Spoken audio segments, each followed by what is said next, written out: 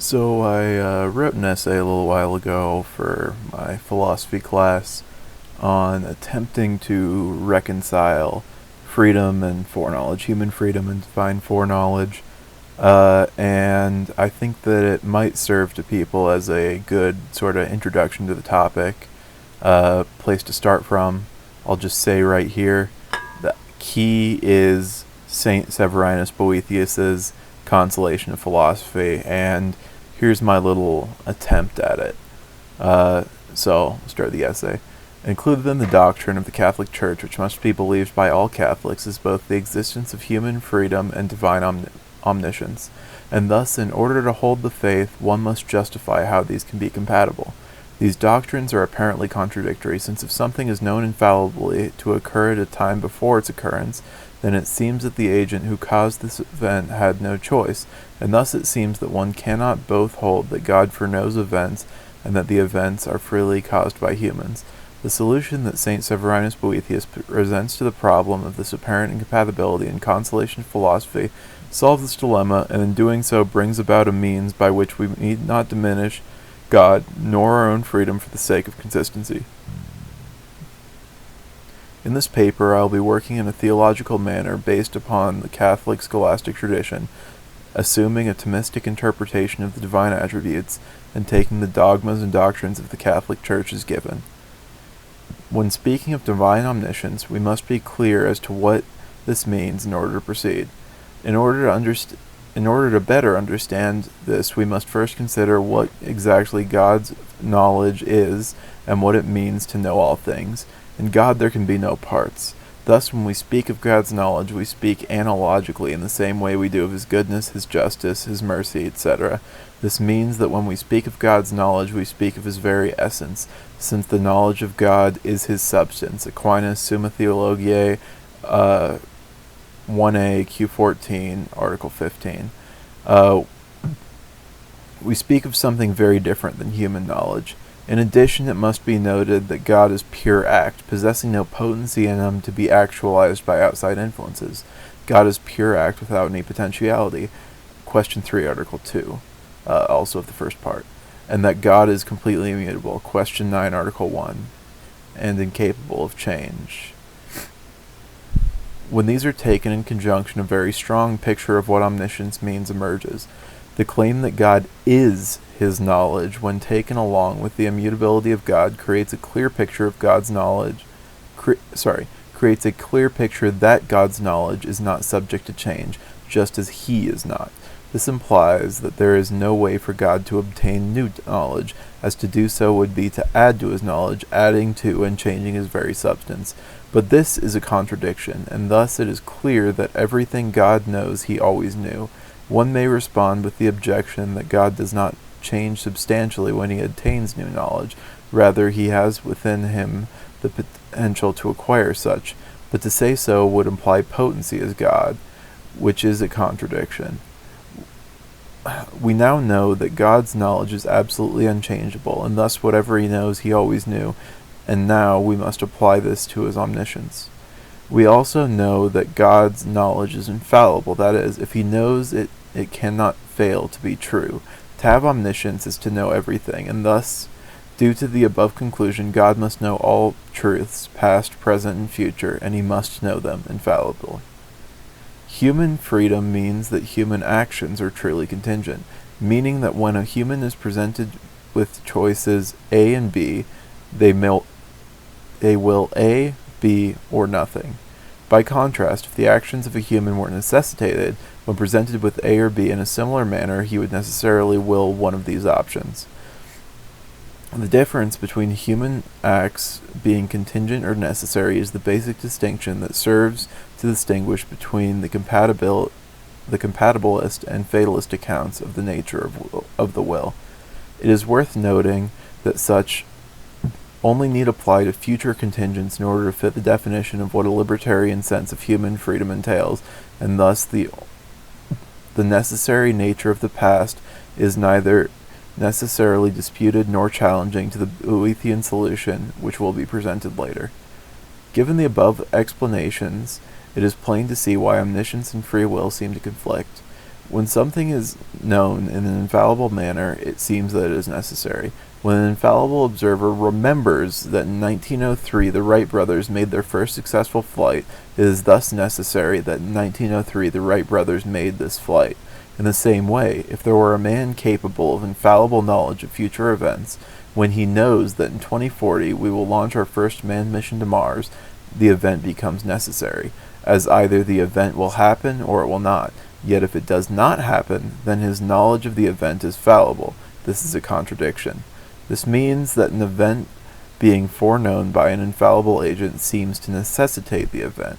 If God is truly as described above, that is, knowing all things and knowing them infallibly, even extending into the future, a problem becomes apparent. If human acts are known infallibly prior to their being performed, then it seems that these acts must be necessary. If the acts are necessary, then they cannot be contingent. As such, would be a contradiction. This means that God's having infallible knowledge of an act before the act is performed necessitates it, and the necessitated act cannot be contingent. This would imply that human acts are necessitated rather than contingent, and thus human freedom does not exist.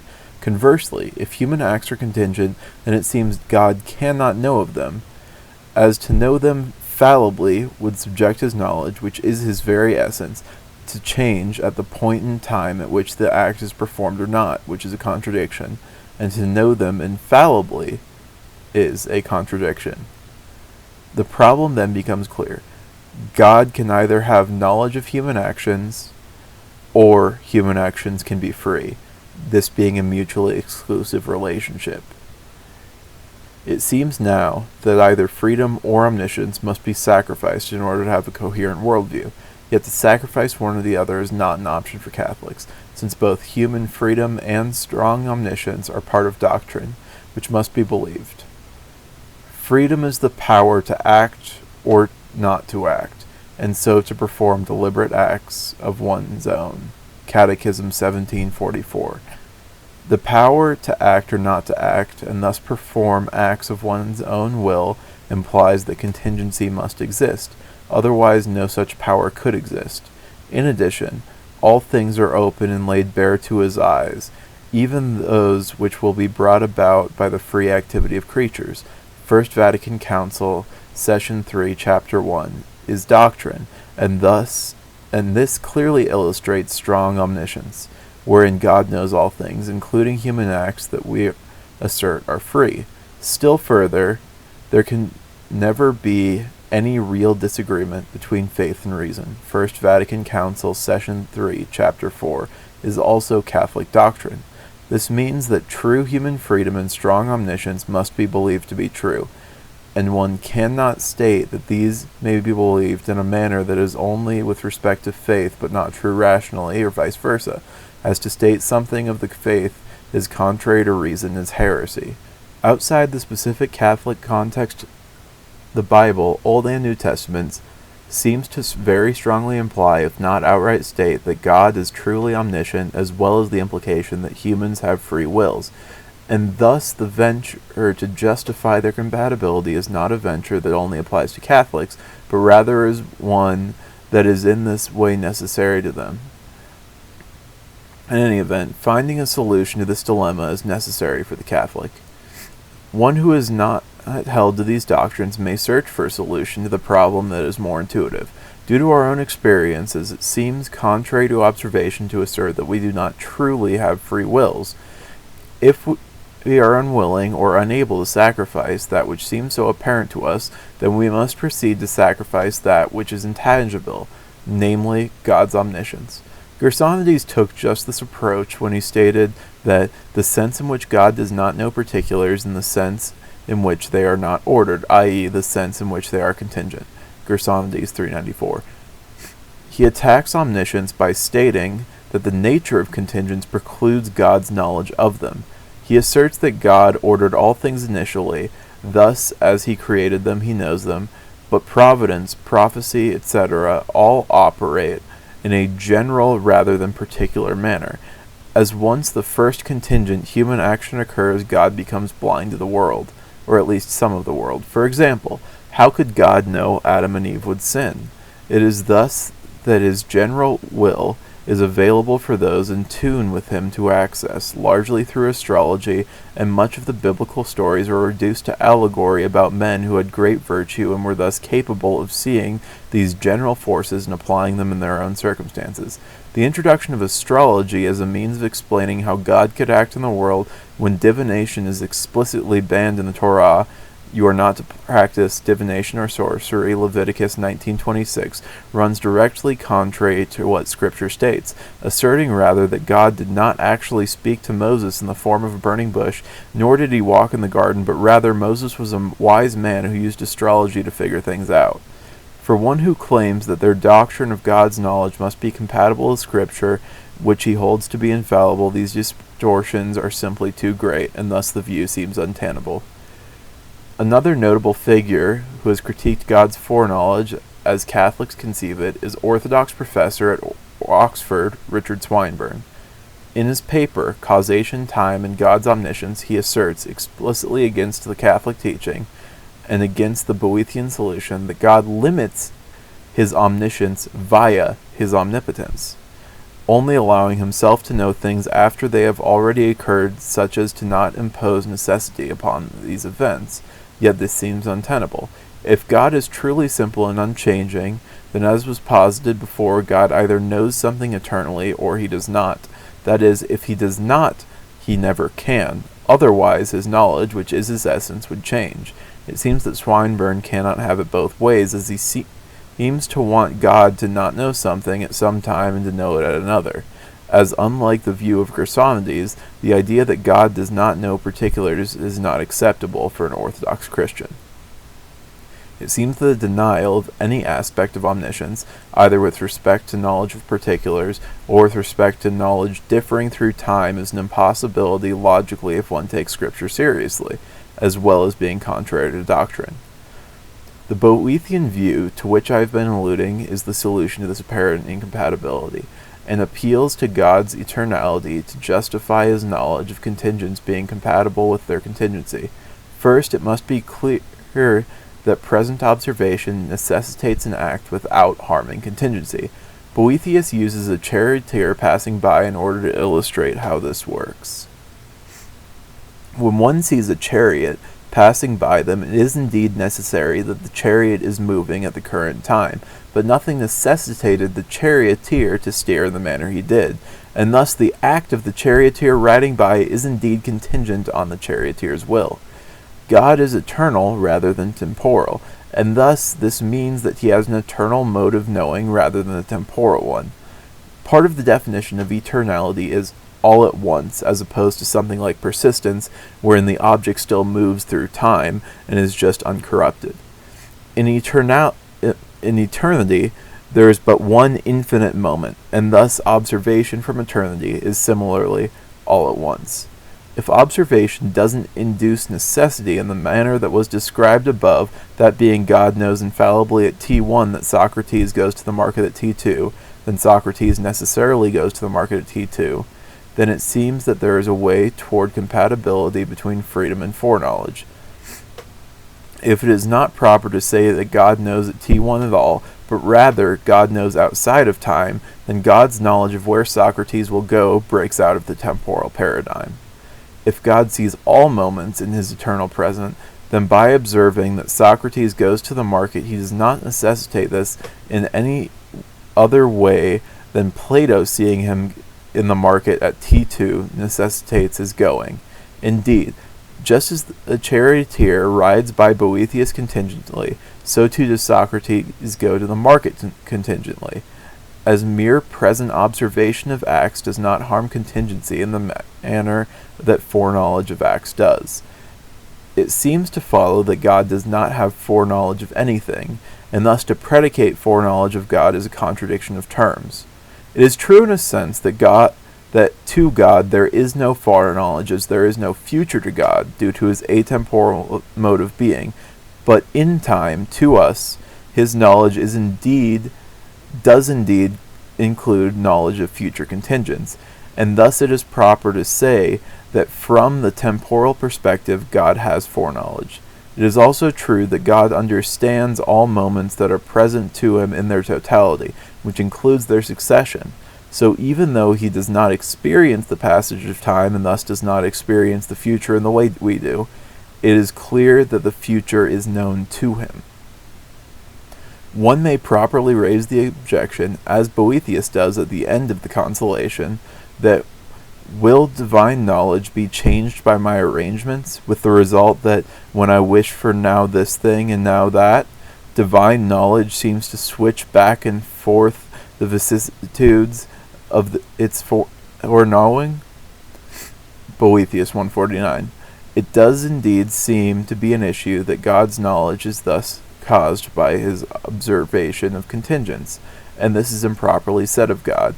As for humans to cause God's knowledge, which is his very substance, is absurd, as saying that which he creates is his cause is absurd, and would lead to a God which was not complete until he created, thus implying that he was not always what he is, which is also impossible. It is thus clear that God's knowledge cannot be caused by humans, as Boethius's seeing the charioteer causes his knowledge of it. Rather, all of God's knowledge must come from himself, as his knowledge is identical with his essence. It is also improper to say that God's acts of administering providence are caused by humans, lesser beings. Rather, his acts must be wholly his own. The resolution to this problem comes from the nature of providence. It is not from the coming to pass of future events, but rather from his own proper simplicity that God has been allotted this present grasping and seeing of all things. Boethius 149. Because providence orders all actions properly and toward the good, thus dealing with the problem of evil, it is also the case that providence orders all contingent acts as well. Because of God's omnipotence, by definition, nothing can be done without his willing it, and thus he is said to be the primary cause of everything. To say that God's own acts, those being acts of his own will, are not in his knowledge is absurd, as he must know them, and thus all human acts are willed by God. He knows them in the manner most perfect. By a single simple cognition of his own knowledge, God truly knows all things.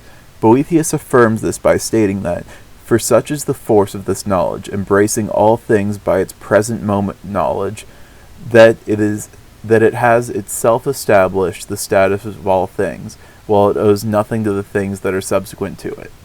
Boethius. It can thus not be said that humans cause God's knowledge, nor how he administers providence. Rather, God is the primary cause and knower of all things.